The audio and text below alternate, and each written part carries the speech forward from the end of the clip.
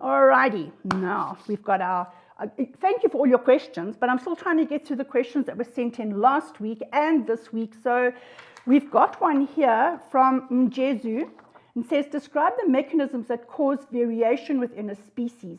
Now, that's exactly what we're talking about here. What are the variations? So let's look at this. Let's say variation in a species. Okay, so remember, what is a species? A species is a group of organisms, okay, that of different ages, that are able to interbreed, that have similar DNA, okay, and because they are able to interbreed, they pass those traits on to the next generation. All right, so that's a species. So what are we going to do now? We're going to do the mechanisms. So the variations in species, what mechanisms? Please make sure that you learn this, all right? So the first source of variation is going to be, because that's what gives you your variation in the species, is going to be, let's number them as 1. It will be crossing over during, come on, you must remember where crossing over took place, phase 1 in meiosis. Okay, and that crossing over during prophase in meiosis, that is what leads to a different combination of chromosomes, combination of genetic material, what am I saying? Genetic material. Okay, so remember with crossing over, we had the maternal chromosome and we had the paternal chromosome. And then the two of these crossed over, so they overlap like that, and they swap genetic material so that we end up with, if this was the paternal chromosome, and this is the maternal chromosome, they're going to now swap that piece with here, and this piece goes there. So this piece will end up looking like this, and this piece here will stay blank. That crossing over is the swapping of genetic material, which means that when those chromosomes recombine and they now separate during metaphase, and they are pulled to the opposite poles during anaphase 1 and anaphase 2, we are going to sit with different chromosomes to the ones that were originally in the individual. Why? Because pieces of the maternal and pieces of the paternal chromosome have now swapped out. Okay, then, so crossing over during prophase 1. Then the second source of variation is going to be random assortment of chromosomes during also meiosis, metaphase 1 and 2. Okay, and this random assortment of the chromosomes during metaphase 2, this is going to allow different combinations of chromosomes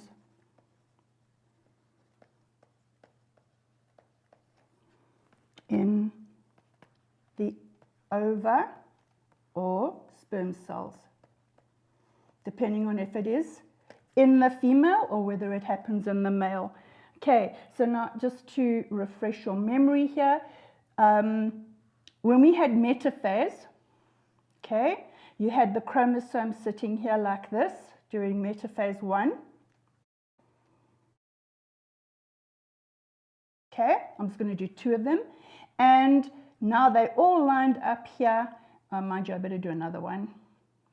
There can never be 3, so we'll do another one here. Okay, so this would be, so these are all your clothes. So this would be say that's a maternal, this is a paternal, that's a maternal, and this is a paternal. All right, so which poles they go to, this one may go there, and this one goes down, this one may go down, and that one may go up. It is random. Okay, it doesn't mean if they're here, they must go up, and if they're maternal, they must go up, and if they're paternal, they must go down. It separates randomly. Okay, next we've also got another R. So our next R, so you've got random assortment, and then you've got 3, which is random fertilization. Z is the English way of spelling it, and S would be American way of spelling it, but you've got random fertilization, okay, between the different ova and sperm cells. Okay, and so because remember they were different during meiosis, so now you've got random fertilization. So you're going to have this little egg sitting there. Which little sperm cell is going to fertilize that little egg cell? Here it's random. Nobody plans that sperm number 1 is going to be fertilizing, or sperm number 565,000 is going to be fertilizing. This is random. Whichever sperm cell gets there, and that is what's going to fertilize the egg. So it's random fertilization.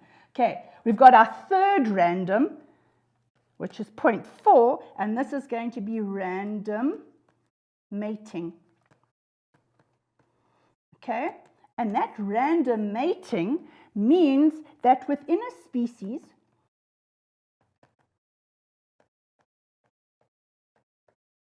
let's get some space here, within a species, different individuals will become a mating pair. All right, so let's say this way around we have lioness 1, and we've got lioness 2, and we've got lion 5 and lion 1. And the next time round, lion 5 is going to do this one, and lion 1 is going to go there, and then lion 4 comes in, and lion 4 fertilizes with lioness 2, and so on and so on and so on. So you've got random mating. If it's, well, it's not really so much with lions, because you've got the main lion who then kills any other lions that fight him for leadership, I suppose. So that was a bad example. But let's think of buck.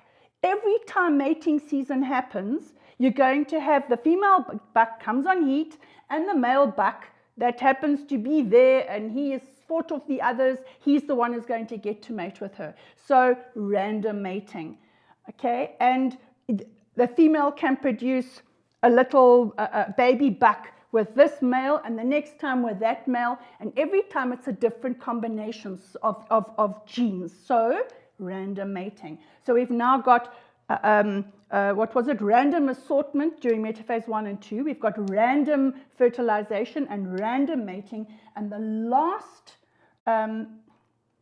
just go up here a little bit. And our last source of variation is mutation. Okay. So when mutations occur, the mutations occur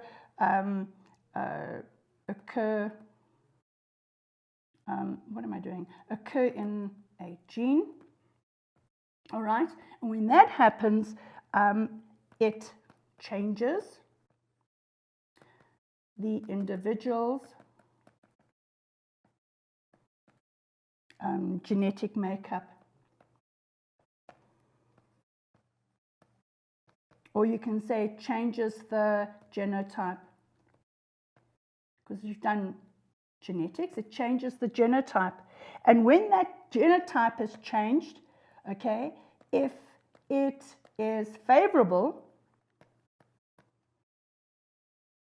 then the organism lives and passes the trait to the next generation.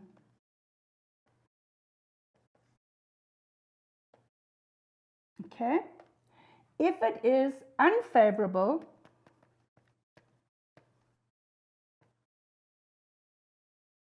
well, it dies. And if it's dead, it can't pass that gene on to the next generation. That's how mutations work. And mutations change the sequence of a gene. And the minute that happens, it means that trait, that characteristic, the allele for that characteristic is now changed. It is different. If it's good and it's favorable and it helps the organism to live, awesome. It may just sit there as and not have any impact. But then when conditions change, that gene can either, or that mutation can either help the organism to live, or if it's not favorable, the organism dies. And if it's dead, well, it can't reproduce. Okay, so to recap, your sources of variation, if we go through them quick. All right, crossing over during prophase 1, random assortment of the chromosomes during metaphase 1 and 2, random fertilization between with the different ova and the sperm cells, okay, random mating, so the females can have various partners for each generation, and you have mutations which will change, all of these will change the organism on a genetic level, so in the genotype. And that is why Lamarck's theories didn't work, because it doesn't change. He's saying that if you physically are different, then it sits at, and because you work a limb or an organ or you don't use it, it becomes an acquired characteristic. It can't. It has to be in your genes.